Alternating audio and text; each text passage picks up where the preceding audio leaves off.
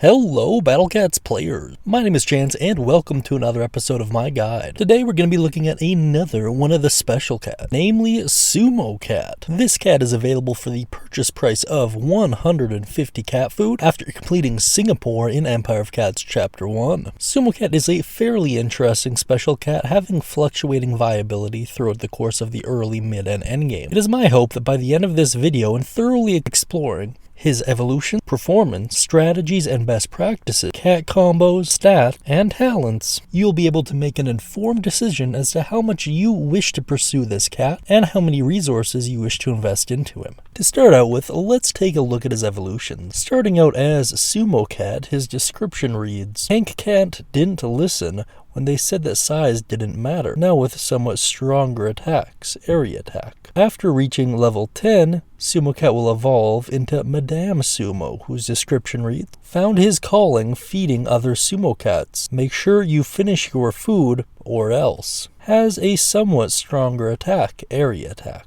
Then after reaching level 20 and completing the Sumo Awakens level, either the first stage if you get lucky or the second stage if you need to, his true form will unlock and you'll gain access to Riceball Cat, whose description is defense and nutrition in a convenient hand-sized package. More durable than Tank Cat with quickness from intense training, area attack. Now that you have a good grasp on Sumo Cat's evolutions, let's take a look at his performance. Starting out first and foremost, his class is considered to be a meat shield. Meat shields are units with a low cost and minimal recharge time, even more preferably with the survivability and or high health. As far as where Sumo Cat exceeds, at least at the beginning, is just his spam ability. His recharge time is really quite low. Under pros, fast movement speed, very short cooldown, high attack rate, and area attack. And under cons, you have low health and attack power and fairly high cost. It is worth noting that the idea of him having a high cost is more so in relation to other meat shields rather than just units in general. And under other considerations, immune to knockback in his true form and multi-hit as well. Obviously, there are some obvious drawbacks from using this unit. However, as we'll discuss soon, their use case kind of fluctuates throughout the game. Speaking of, let's watch some gameplay while I discuss the strategy and use cases for Sumo Cat. So to start out with, when you first get Sumo Cat, he's actually pretty great. He's essentially just a better version of Tank Cat. He has faster attack rate, more health, more damage, really just a better unit overall. So in the very early game, there is actually a pretty prominent spot for Sumo Cat. However, as with a lot of the special cats we've covered, they do get outclassed during the mid game. In the case of Sumo Cat, a higher level Eraser Cat or a Crazed Wall Cat will be a better choice in more ways than not. Sumo Cat does have one slight advantage in the way that he actually has some half-decent cat combos, which we'll address in the next section. However, as far as the unit itself is concerned, once you get the aforementioned Crazed Wall Cat or Eraser Cat to a high enough plus level, there's just not really much of a need for him. There is an interesting caveat to this, however, when it comes to his true form. So Riceball Cat's speed is even quicker than the Crazed Wall Cat. And when you combine that with his immunity to knockback, there's a pretty prominent space for him on certain restriction stages. And this is true for the mid-game. Between Cats of the Cosmos, a couple 4 Crown Legend stages, floor 30 of the Heavenly Tower, the Mega Menace stage, as well as a handful of others, he's actually fairly useful.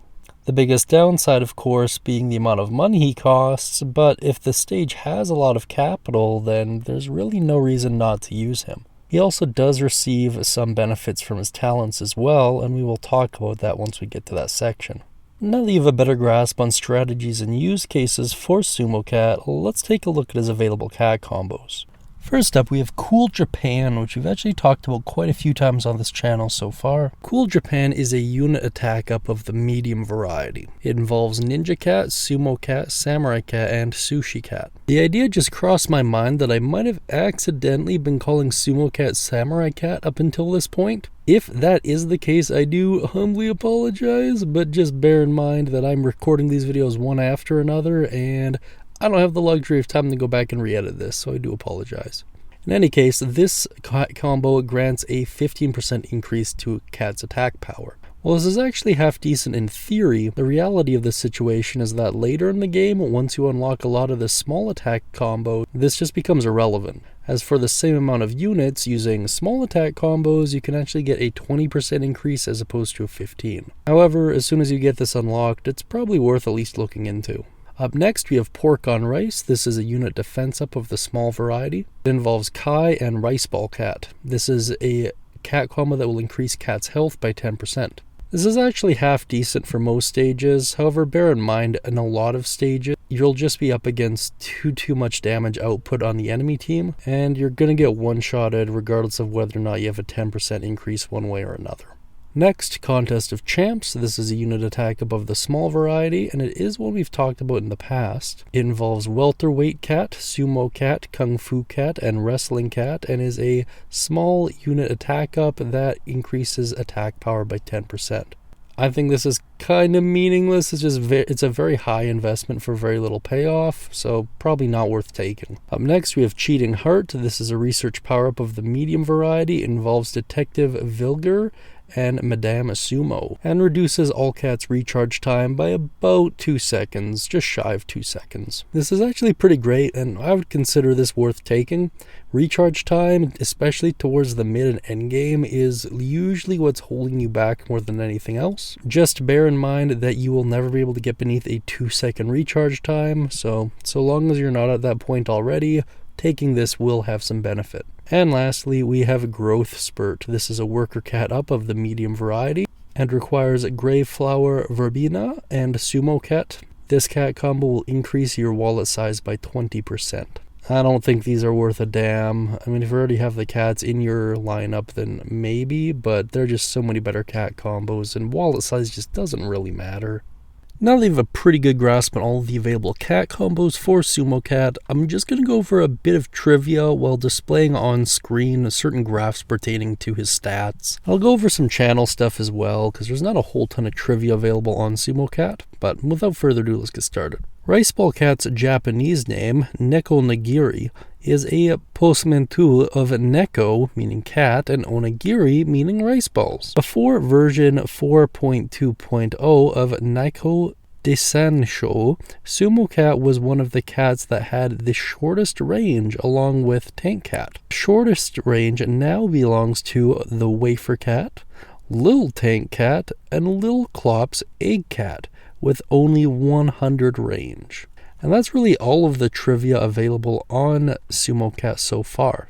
As far as channel stuff goes, I have started animating a lot more of the future content. To be honest, I'm fairly well ahead right now. There's still a lot of in-game animation and gameplay I need to collect. And of course, I need to do the voice work and scripting still. So just so you're aware, there is a decent amount of work being done on the channel.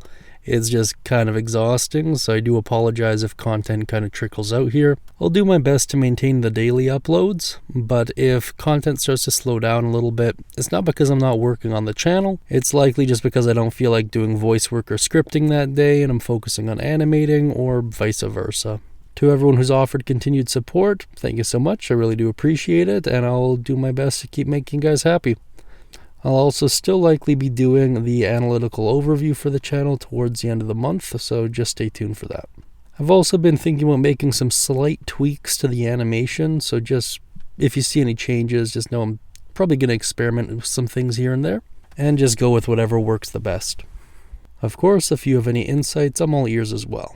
Now let's talk about some talents. As far as available talents go, Sumo Cat gets access to Immune to Freeze for a cost of 75 NP, Immune to Toxic for a cost of 75 NP, Immune to Slow for a cost of 75 NP, and the standard Defense and Attack buff, which increase the respective traits by 8% per level up to 80% for an all-in cost of 125 NP each. Looking at this list, it's actually pretty impressive. This means in terms of straight-up status immunities, Sumo Cat's one of the better cats in the game. And his defense buff actually kind of solves one of the bigger issues he has with being a low health meat shield. However, be sure not to invest anything into the attack buff, as this kind of defeats the whole purpose. Sumo Cat can actually be used to great effect to actually cheese some stages by really just stalling and then allowing you to stack. But if you have decent attack, that kind of defeats the point, as you're just going to move the line up and trigger whatever boss as soon as you hit the tower.